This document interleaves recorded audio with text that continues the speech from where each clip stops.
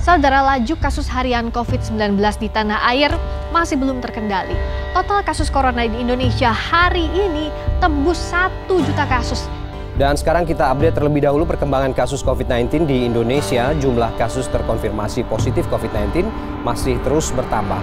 Kita beralih ke informasi selanjutnya berdasarkan data yang dihimpun oleh Satuan Tugas Penanganan COVID-19 per hari ini.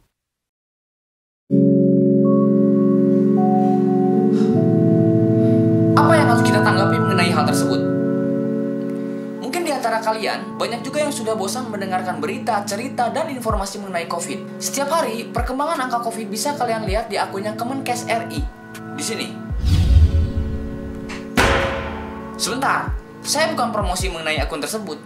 Karena saya pun termasuk ke dalam orang yang sangat-sangat bosan mengenai berita, cerita, dan informasi mengenai COVID. Oh, jadi Anda menganggap remeh COVID ya? Loh, kok pertanyaannya gitu?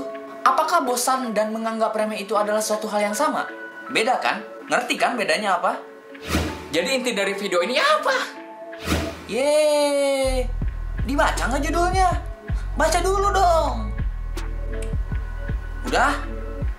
Nah, itu inti videonya. Oke, jadi sekarang kita lihat data di sebelah ini. Data positif COVID di Indonesia per tanggal 29 Januari 2021 mencapai 1.051.795 orang. Tuh, kan udah 1 juta, COVID tuh emang ada, udah banyak yang kena. Lah, yang bilang gak ada siapa? Teman saya banyak kok yang udah kena COVID. Jadi secara tidak langsung saya percaya dong bahwa virus ini tuh ada. Udah, jangan menggiring isu yang gak penting. Sekarang kita fokus saja berkutat pada angka-angka, oke? Nah, kebanyakan orang melihat angka yang begitu besar sekarang, yaitu 1 juta orang positif COVID di Indonesia. Yang harus kalian pahami adalah, ini merupakan akumulasi. Apa? Akumulasi. Oke? Pahami sekali lagi, akumulasi. Nah, sekarang kita lihat nih, data selanjutnya. Yang sembuh ada 852.260 orang. Dan yang meninggal ada 29.518 orang. Sekarang coba kita hitung dengan hitungan matematis sederhana. Total yang positif ada 1.051.795 orang. Dikurangi yang sembuh 852.260 orang.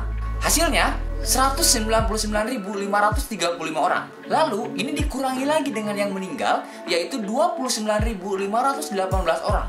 Jadi sisanya adalah 170.017 orang.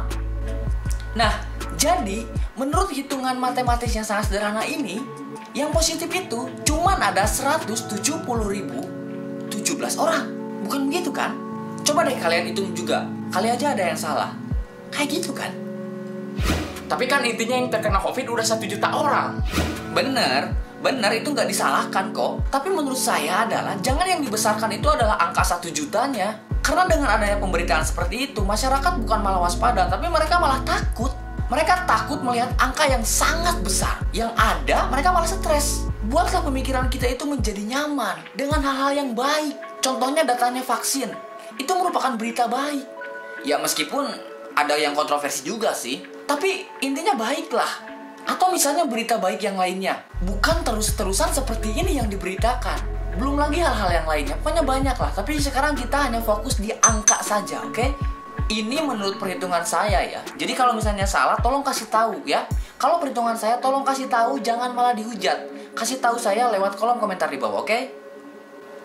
Oh, ataukah kita coba cara perhitungan yang lain? Mungkin data di samping ini merupakan bagian-bagian yang dipisah. Hitungannya mungkin seperti ini.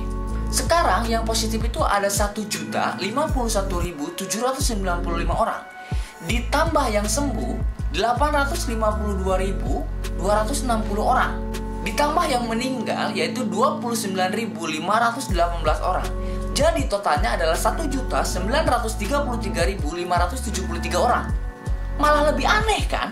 Berarti hampir 2 juta yang terkena COVID. Terus katanya ada kan beberapa pasien yang mereka udah kena COVID terus sembuh, terus mereka bisa tertular lagi. Nah, itu hitungannya gimana? Diakumulasikan dengan yang positif lagi atau enggak? Atau gimana nih hitungannya? Aduh, aing jadi pusing ini.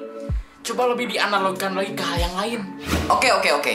Kita ambil sebuah contoh lah, misalnya ada sebuah sekolah, SMP misalnya. Nah, sekolah tersebut setiap tahunnya itu ada 450 siswa. Nah, suatu ketika kita sebut saja ada seseorang yang datang ke pihak sekolah untuk menanyakan jumlah siswa di sekolah tersebut. Pihak sekolah menjawab bahwa sekolah tersebut ada 4.500 siswa. Kenapa pihak sekolah tersebut menjawab seperti itu? Karena sekolah tersebut sudah berdiri selama 10 tahun. Salah?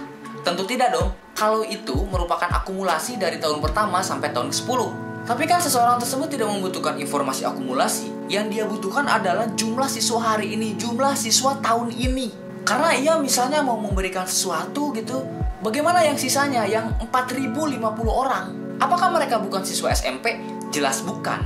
Tetapi mereka adalah siswa bekas SMP atau yang kita sebut dengan alumni. Makanya kalau diinformasikan di sekolah tersebut ada 4.500 siswa, tentu beberapa orang akan merasa kaget. Karena misalnya sekolahnya kecil, kelasnya terbatas, tapi jumlah siswanya gila-gilaan. Jadi udahlah gitu, jumlah akumulasi itu hanya untuk data saja, tidak untuk diinformasikan ke khalayak umum yang mana malah menjadi salah persepsi. Gitu. Oh, jika saya kudu diajar matematika lagi ini mah euy. Dari semua yang saya sampaikan tadi, kembali lagi, itu hanya sebuah opini, hanya sebuah pendapat. Kenapa sih kita nggak boleh berpendapat? Sombong amat.